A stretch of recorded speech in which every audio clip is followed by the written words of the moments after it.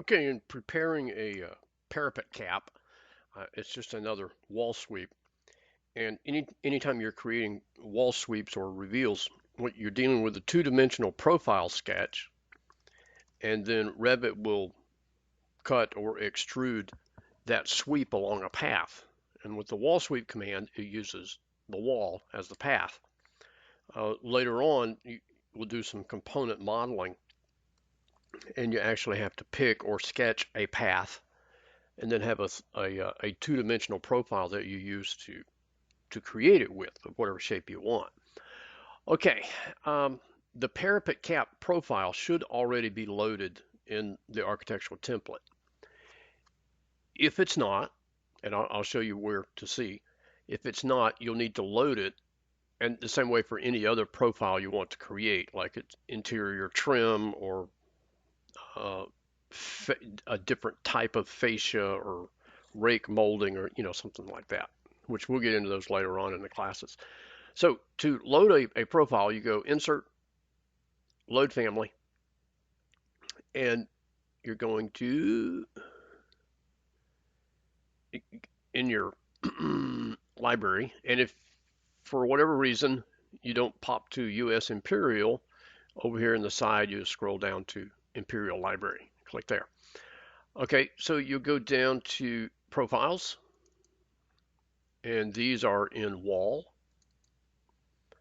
and then you'll choose the Parapet Cap if that's what we're creating. Okay, and you open that. It should already be loaded, so if it is, you can just hit cancel. If not, then it will just load it in there. Now to create the new one, you'll start your wall sweep command, and you're gonna see cornice right here. Okay, what happened? Oh, but you're gonna have to create a new one. So I've already got it in here, so I'm gonna create a new one anyway. So you go Edit Type, Duplicate, and I'm gonna call this one Parapet Cap 2. And then here under Profile, you'll see all the different profiles that are loaded. Okay, and I'm going to use Parapet Cap 14-inch wide. I don't remember how thick the wall is that you're creating here, but I'm going to go with that. And then you can see on your wall there where it's going to come in, and so I want it to go on the top of my wall. Okay, and now if you look at the end of your wall, you can see that it's not flush on there, so you can measure that distance to get it lined back up.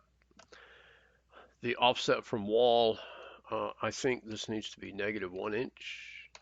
I think we'll get that back. Yeah, that gives me just a little bit of overhang on the back side there.